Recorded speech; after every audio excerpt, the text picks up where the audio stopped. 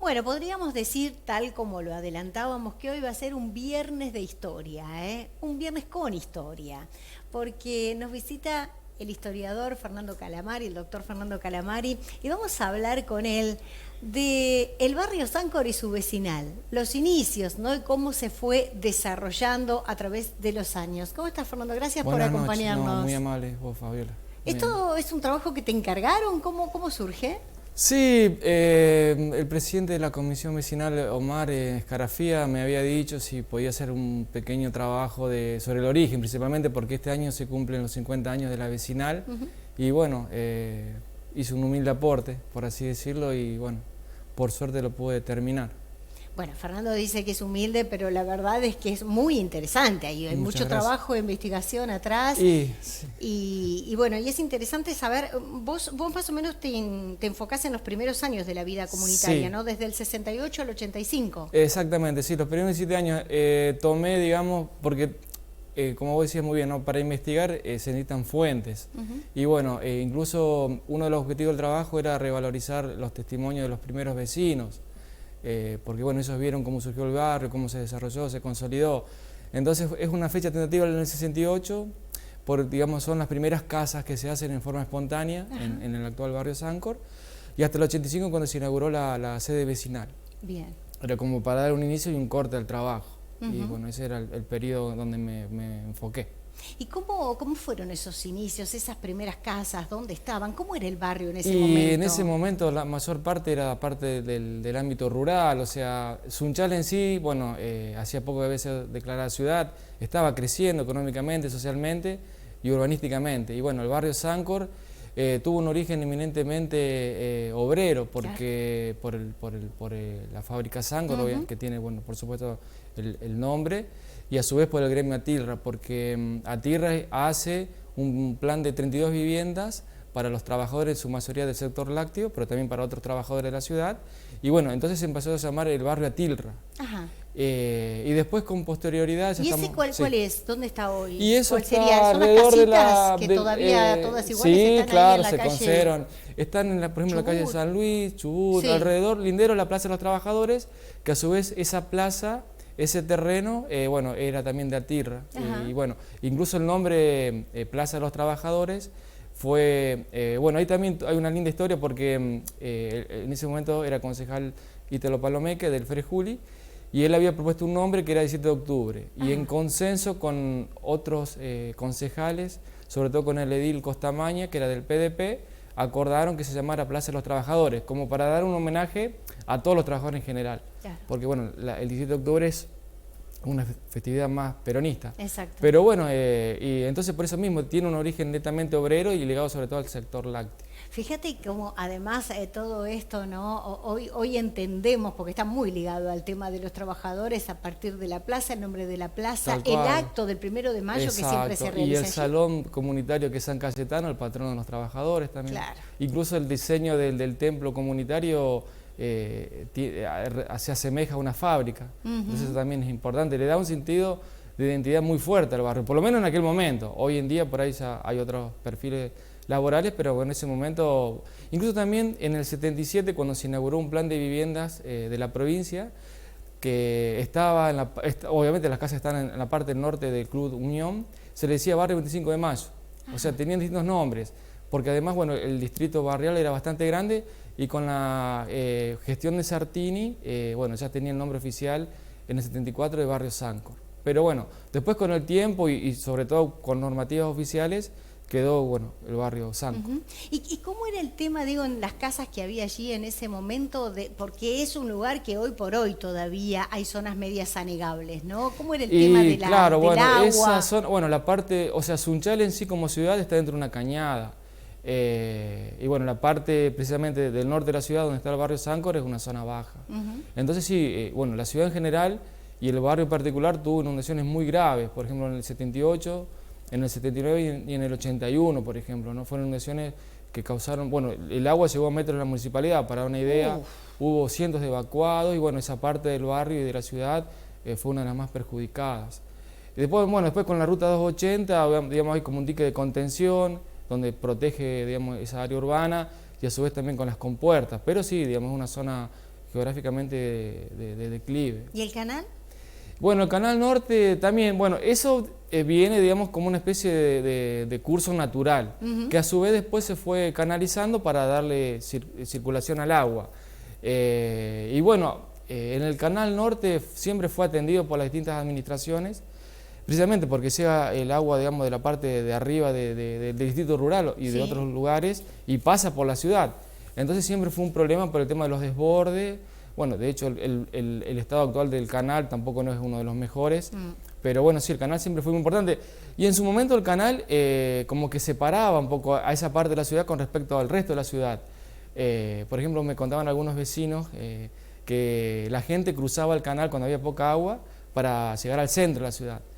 Y bueno, después con Sartini se habían hecho un par de puentes importantes, uno que siguen estando, por lo menos uno donde está el Club Unión, en la Avenida Belgrano, y el otro que, bueno, en algún momento esperemos que lo restituyan, sobre calle Miguel. Entonces, esos puentes eran una vía de comunicación, o sea, conectaban al barrio o ese sector de la ciudad con el resto de la ciudad. Mirá. Entonces el canal en su momento como que se paró, pero bueno, también, digamos, desde el punto de vista con los puentes, como que unió a la ciudad.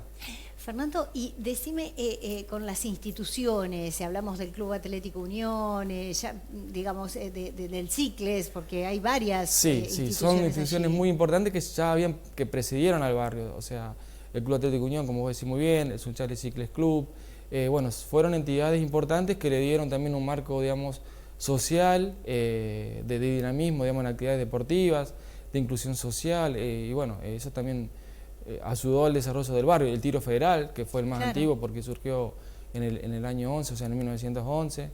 Entonces son instituciones señeras del barrio, obviamente de la ciudad, ¿no? ¿Se jugaban las bochas en la zona? Porque digo, hoy por hoy en el Cicles se sigue, ¿no? Sí. Bueno, las bochas, digamos, es un deporte popular en Sunchales y en otros lugares de la región y del país.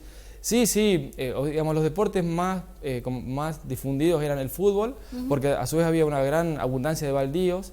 Entonces, digamos, de espacios abiertos, entonces los chicos o los jóvenes o los adultos jugaban al fútbol, y si no, las bochas también. Después, bueno, con la urbanización que se va creciendo, se van construyendo, esos lotes o baldíos, digamos, los campitos famosos van como prácticamente hoy en día quedarán uno o dos, que quedan, y como vos decís, sí, se juegan en el Cicle, sobre todo a las bochas, que todos los días hay grandes multitudes jugando. Bueno, sabés que hablábamos la semana pasada a raíz del aniversario de la Escuela 1212, cuando había comenzado a funcionar en esta propiedad de Stucky sobre la Avenida Belgrano, que contaban que las propias maestras sacaban a los chicos a jugar a los baldíos que había ahí, porque era todo baldío, sí, claro, o sea, Sunchales era una ciudad, pero bueno, tenía su parsimonia pueblerina, ¿no? Y dentro de esas características estaba la parte de los espacios abiertos, que bueno, también eran lugares de inclusión, digamos, de sociabilidad, de sano deporte, ¿no?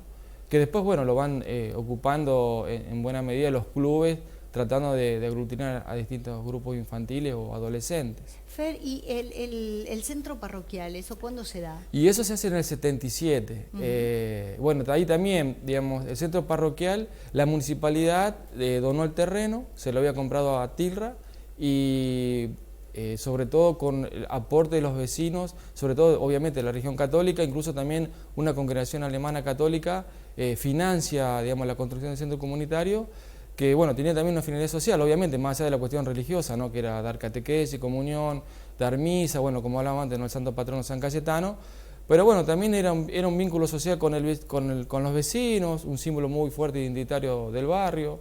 Y bueno, siempre, digamos, como estábamos hablando, ¿no? Del centro comunitario o de la vecinal, la gente, digamos, colaboró en forma voluntaria, digamos, trabajando para abrir los cimientos, hacer a veces alguna venta de, no sé, de ravioladas o campeonato de bocha, de penales para juntar dinero para la edificación. Entonces ahí también se ve un compromiso de los vecinos en ese momento para instituciones, digamos, importantes para el barrio y para la ciudad en general, ¿no? Obviamente. ¿Y la vecinal nace, me dijiste? Y este año se cumplen los 50 años, en el 72. ¿Había otras vecinales? Sí, ya estaba, digamos, yo creo que esa, no, es una de las más nuevas, pero digamos, ya estaba la del barrio Colón, la del barrio Sur, la del barrio 9 de Julio. Pero también la creación de las vecinales también es un indicador del crecimiento urbanístico de Sunchales con respecto a la parte de viviendas, al asentamiento, digamos, fijo, digamos, en esos lugares. Entonces, y también porque la finalidad de las vecinales en general es darle voz al vecino, que lleve las inquietudes, tratar de solucionar algunos problemas, brindar algún servicio, como estamos hablando, ¿no? Generalmente todas las vecinales tienen su plaza para hacer encuentros sociales, y por lo que estaba viendo, digamos, desde el 68, que estaba Trincheri, después con Sartini, después en la época de la dictadura con Reyes Cueva y Cravero, y por lo que vi hasta Montalbetti, siempre los municipios, a pesar de los distintos signos políticos y hasta obviamente las distintas formas de gobierno, obviamente con sus características, no es lo mismo la democracia que la dictadura, tenían en cuenta a las vecinales con respecto a las necesidades, a los proyectos objetivos de los vecinos. Solo que obviamente en la época democrática los vecinos elegían a sus representantes. Claro. En la época de la dictadura no, el intendente los nombraba, digamos, los imponía. Sí, exactamente. ¿Te encontraste con algunos datos interesantes mientras investigabas que valga la pena resaltar? Sí, primeramente, como hablamos al principio, siempre uno es muy agradecido por la receptividad de los vecinos, que tienen muchas anécdotas, ¿no?, para contar, porque es su propia vida la que transcurrió así, de ellos y de su familia.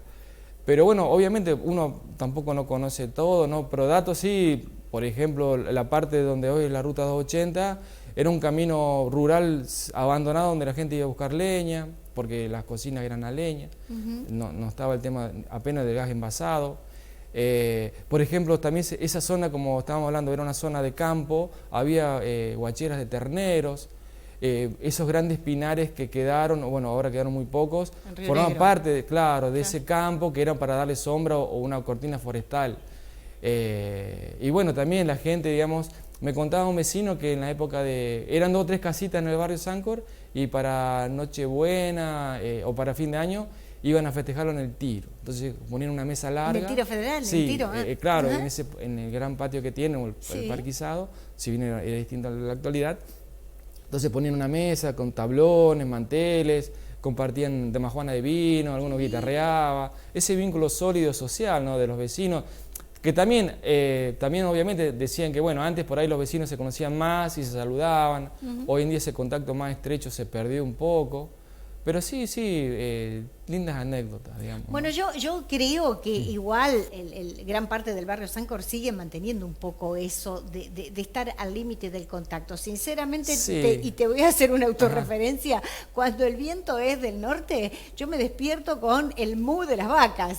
Claro, se siente el sonido, claro, tal cual. Bueno, yo también vivo en ese barrio, es verdad. Es que se siente las vacas que están allá. La ruta 280 es verdad, que te separa. Estás a una cuadra del campo, realmente totalmente, el verdadero campo. Está muy bueno. Incluso la cuestión más de la temperatura en sí, como hay una parte más abierta, se siente más la amplitud térmica, ¿no?, el frío o el calor. Pero sí, bueno, por eso mismo, ¿no? Mucha gente a veces iba a buscar, no sé, una señora me decía que se metían en el potrero a buscar la chicoria para hacer la ensalada. Mirá. Pero bueno, ahí también hay que tener en cuenta, digamos, era un barrio obrero, obviamente, era de clase obrera, pero de clase media-baja, o sea, había privaciones o necesidades también, ¿no? Entonces eso también evidenciaba un poco esas necesidades que la gente trataba de satisfacer.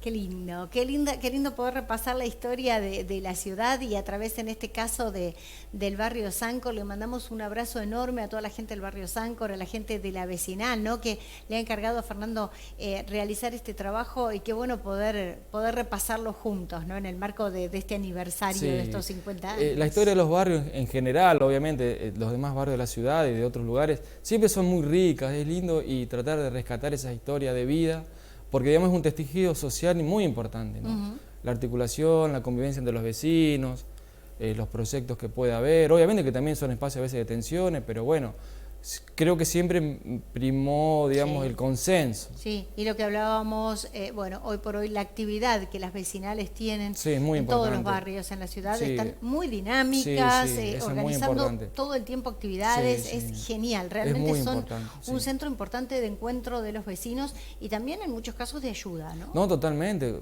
forman parte y colaboran con la contención social, con la sociabilidad, como estábamos hablando, así que son fundamentales. Son como células, digamos, de la ciudad. Sí, importantísimo. Fer, ha sido un gusto tenerte acá. Gracias por traernos todo esto que nos encanta. Gracias a vos. Y distendernos un poco. Gracias por sacarnos de todo esto malo que pasa en el país. Hoy clase de historia. O sea, hay ejemplos buenos también para tener en cuenta. Y generalmente claro, son más que los otros, pero bueno, me alegro y te agradezco mucho. No, a vos.